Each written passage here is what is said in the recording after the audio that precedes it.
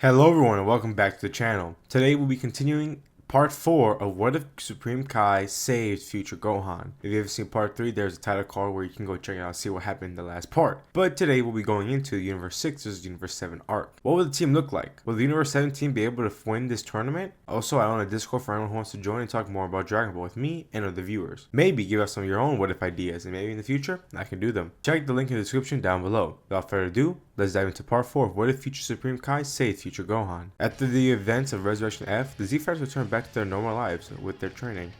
Vegeta continued with his training with his son, and Gohan even learned how to sense God Ki. Gohan did offer to Vegeta to go to the Supreme Kai planet to unlock his potential, but Vegeta passed on the offer as he didn't want a cheap way to grow stronger. Vegeta was spending some time in the time chamber with Piccolo, and with his orange form, he did grow much stronger and with having a strong training partner. Over at Beerus' planet, Broly has been training under Whis, trying to get control over his newly acquired form, and even having some sparring matches with Beerus. Beerus even tried training Broly, hard to call it training, as he does not really train anyone, but he does show some moves to Broly, as Broly has the characteristics of achieving a form of power that he himself has. He has grown a lot with the training from Whis, obtaining God Ki and the God form that Gohan got, but also the Super Saiyan Blue form. One day while in a sparring match with Beerus, two unexpected guests arrive on the planet, being Champa and Vados. Beerus and Champa would try out to sell their feud with the food competition, and it would end up the same. Beerus would start bragging about how his universe is better with having much stronger fighters as he shows Broly. Champa grew really angry, saying he has the more powerful fighters in this universe, as they come up with the idea of holding out a tournament between the two universes and bidding the planet Earth. Beerus would instantly decide for Broly to be part of the team, as they would travel to Earth to go pick up their other two pupils, Gohan and Trunks. After they hear about this tournament and the stakes, they will join up, a bit annoyingly, with how Beerus betted their planet. Beerus then asks who else could they bring along, as Gohan talks about Vegeta and Piccolo, how they have been training ever since Frieza, and Vegeta has attained God Ki, which surprised both Whis and Beerus. They would meet up with them at Kami's lookout, and after asking if they would be interested to join, they would join without hesitation. After gathering the group and heading over to the planet, the lineup would be like this: Trunks, Piccolo, Vegeta, Gohan, Broly. The first matchup would be Trunks vs Potamo. Now Trunks would still try to fight against Potamo with physical attacks, but would easily notice how no matter what he threw at him, none of his attacks would hurt Potamo. Trunks no doubt would be smart enough to figure out a plan to throw Potamo out of the ring just like Goku did in canon, and easily win the first round. Then comes the second round with Trunks facing Frost, and with his experience going against Frieza, he doesn't seem to trust Frost at all. After hearing that he is a hero in his universe, Trunks would begin fighting Frost, and quickly Frost would see how outmatched he is against Trunks, and would transform into his final form. Trunks powers up into his beast form and begins fighting Frost, and at first Trunks was winning easily, but after some time Trunks began to move more slowly and powering down and getting beat, which confuses everyone from Universe 7 and even angered Vegeta. And eventually Trunks would lose the match, and then it would be Piccolo. Piccolo would enter the arena and quickly powers up into his orange form.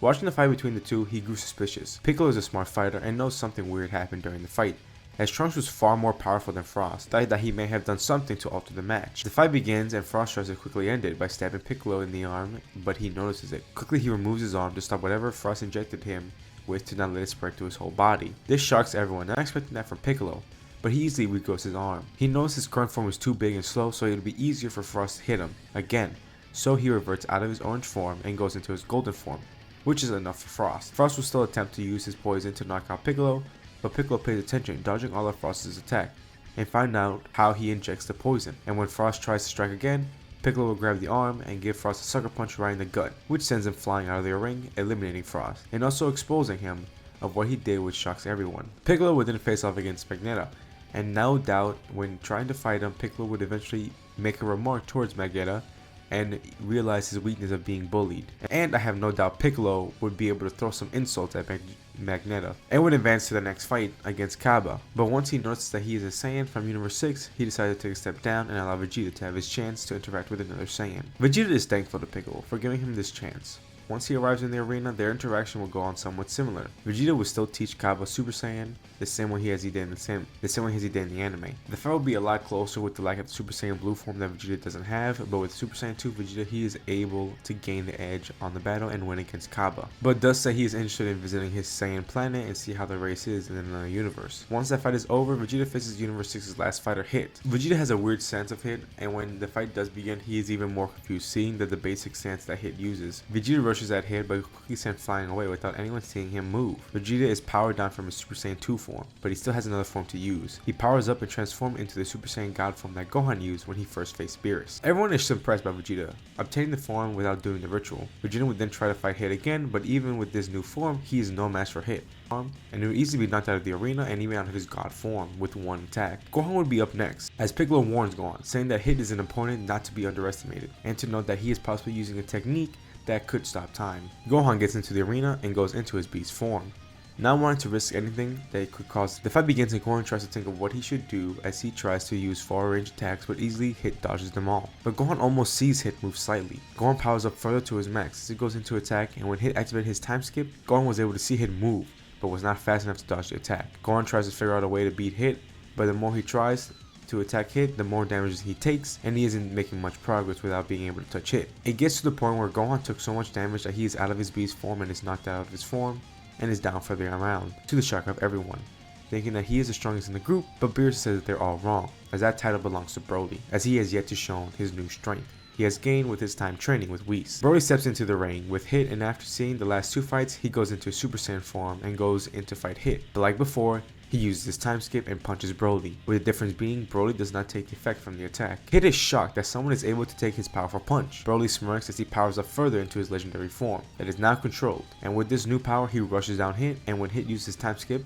Broly was able to move slowly during the time skip, which stunned Hit. Broly then powered up further as his aura changes in color, losing the green and turning more into a teal color. His strength greatly increases as it causes the planet to shake. Everyone is amazed on how strong he has become, but others ask what is this power, as Whis explained that Broly obtained the God form and even something beyond that, and learned to combine both powers of the God form and his Berserk style form, which took a while for him to learn to control both sorts of power, and even when he was training, he almost destroyed Beerus' planet. Hit tries to go to attack Broly, as he uses his time skip ability again, but once he tries to attack Broly, he catches Hit's fist, and then strikes him with a full force, and the immense power causes Hit to fly back off the arena, and Broly to win the tournament. Champa is angry and tells Beerus he cheated by using a fire that he has been training, as he shoots the destruction ball, and shoots it towards Beerus, but Broly manages to catch it and disperse the energy, which shocked Champa, that Broly is able to control destruction energy. Beerus then yells at Champa for attacking, since he was going to use the Dragon Balls to wish his universe's Earth back to life, and then their argument is cut off by the arrival of Zeno, which makes both Beerus and Champa extremely nervous. Everyone would show respect to Zeno, as things would go out normally without Goku being overly nice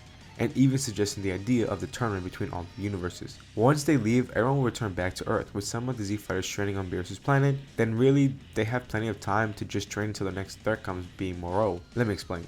Without any time traveling occurring in this timeline of events, and even without Goku ever fighting Zamasu, he would really never attempt his Zero Mortar plan. So the entirety of the Goku Black arc would never occur, and the Z fighters would be able to avoid the entire problem. Also, without the influence of Goku to Zeno, the tournament of power is completely avoided as well, which could be a good thing, as people won't ever get erased. So with these two arcs being avoided, the Z fighters would be unbothered and continue their training until one day on Earth, Bulma calls Whis to get Vegeta and Broly back to Earth, as it is important, and she tells Gohan to go to the Supreme Kai, as they also need the help of Majin Buu. He asks why, as she says someone from the Galactic Patrol is requesting all of this.